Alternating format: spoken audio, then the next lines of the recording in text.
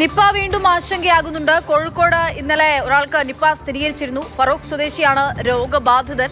അദ്ദേഹം ഇപ്പോൾ Kozhikode medical college ആശുപത്രിയിലാണ് ഉള്ളത്. വെന്റിലേറ്ററിലാണ് നിലവിലുള്ളത് എന്നുള്ളതാണ്. മുഹമ്മദ് ഷഹീദ് വിവരങ്ങളുമായി ചേരുന്നുണ്ട്. ഷഹീദ്, വീണ്ടും നിപ്പ ആശങ്കയുണ്ടാകുന്നു, അതും കോഴിക്കോട് തന്നെയാണ്. കോഴിക്കോട് നിലവിൽ ഒരു തവണ അധികം ഉണ്ടായതുകൊണ്ട് തന്നെ ഇതുമായി എങ്ങനെ മുന്നോട്ട് പോകണം, പ്രതിരോധം തീർക്കുന്നതിൽ ഉൾപ്പെടെയുള്ള അനുഭവ സമ്പത്തുണ്ട്. നിലവിൽ ഈ രോഗിയുടെ അവസ്ഥ എങ്ങനെയാണ്? സമ്പർക്ക പട്ടികയൊക്കെ തയ്യാറാക്കി കഴിഞ്ഞോ പ്രതിരോധ പ്രവർത്തനങ്ങൾ?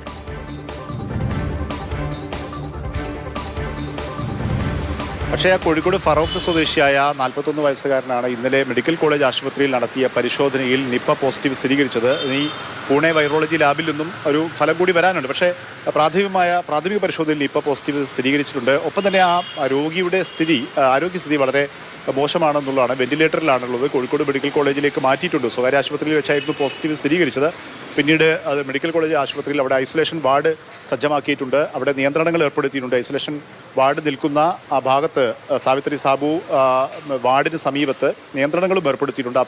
രോഗികളും കൂട്ടിരിപ്പുകാരും മറ്റുള്ളവരൊന്നും അതുവഴി പ്രവേശിക്കരുതെന്ന് പറഞ്ഞിട്ടുണ്ട്. അത്തരത്തിൽ നിയന്ത്രണങ്ങൾ ഏർപ്പെടുത്തിയിട്ടുണ്ട്. വെന്റിലേറ്ററിലാണുള്ളത്. അതീവ ഗുരുതരാവസ്ഥയിലാണെന്നാണ് നമ്മൾ മനസ്സിലാക്കാൻ സാധിക്കുന്നത്. പക്ഷേ മറ്റ് നിയന്ത്രണ പരിപാടികളിലേക്ക് ഇപ്പോൾ ജില്ലാ ഭരണകൂടം ഉൾപ്പെടെ കടത്തിയിട്ടുണ്ട്. അല്പസമയത്തിനകം തന്നെ ജില്ലാ കളക്ടർ, DMO ഉൾപ്പെടെയുള്ളവർ പങ്കെടുക്കുന്ന ഉന്നതതല യോഗം നടക്കുന്നുണ്ട്. ആ യോഗത്തിൽ വെച്ച് എടുക്കേണ്ട നിയന്ത്രണങ്ങൾ സംബന്ധിച്ച തീരുമാനങ്ങളുണ്ടാകും. പ്രധാനമായും സമ്പർക്ക പട്ടിക തയ്യാറാക്കേണ്ടതുണ്ട്. ഈ രോഗി പനി ബാധിച്ചാണ് ആദ്യം ഫറോക്ക് സ്വകാര്യ ആശുപത്രിയിൽ അവിടെ ചികിത്സ തേടിയിരുന്നു. 2 ദിവസം അവിടെ അഡ്മിറ്റായിരുന്നു. അതിനുശേഷം പിന്നീട് രോഗം മാറാത്തതിനെ തുടർന്നാണ് സ്വകാര്യ ആശുപത്രിയിലേക്ക് പ്രവേശിപ്പിച്ചത്. പിന്നീട് ഓർമ്മക്കുറവ് ഉൾപ്പെടെയുള്ള മസ്തിഷ്ക ജ്വരം ഉൾപ്പെടെയുള്ള കാര്യങ്ങൾ, അതായത് നിപ്പയുടെ ചില ലക്ഷണങ്ങൾ കണ്ടു തുടങ്ങിയതോടുകൂടിയാണ് പിന്നീട് നിപ്പ പരിശോധനയ്ക്ക് വിധേയമാക്കിയത്. ഈ രോഗിയുമായി അടുത്ത സമ്പർക്കം പുലർത്തിയ 5 പേർ നിലവിൽ തന്നെ ക്വാറന്റൈനിലാണ്. ബന്ധുക്കൾ ഉൾപ്പെടെയുള്ളവർ ക്വാറന്റൈനിലാണ്. മറ്റ് ആരൊക്കെയാണ് ബന്ധപ്പെട്ടത് എന്നുള്ള കാര്യങ്ങൾ പരിശോധിച്ചു വരികയാണ്. ഇയാൾ മറ്റ് രോഗം വന്നതിന് ശേഷവും അതിനു മുമ്പുമൊക്കെയായി മറ്റ് ഇടങ്ങളിൽ പോയ സ്ഥലങ്ങളൊക്കെ പരിശോധിക്കേണ്ടതുണ്ട്. അതിൻ്റെ വിവരങ്ങൾ ശേഖരിച്ചുകൊണ്ട് സമ്പർക്ക പട്ടിക തയ്യാറാക്കും.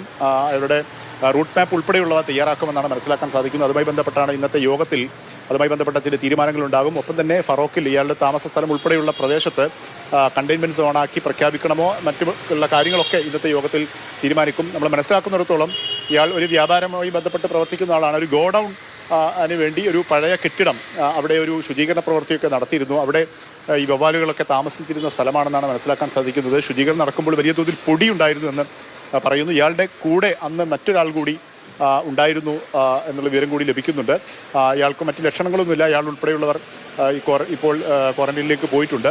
അവിടെ നിന്നായിരിക്കാം ഒരുപക്ഷെ സ്രോതസ് ഈ വൈറസ് ബാധിച്ചതെന്ന് സംശയിക്കേണ്ട സാഹചര്യമുണ്ട്. അത്തരം പരിശോധനകൾ നടക്കേണ്ടതുണ്ട്. പ്രധാനമായും വവ്വാലുകളിൽ നിന്നാണ് കഴിഞ്ഞ കാലങ്ങളിലൊക്കെ മനുഷ്യരിലേക്ക് കേരളത്തിൽ വന്നത് എന്നുള്ളതാണ് വിലയിരുത്തപ്പെട്ടുള്ളത്.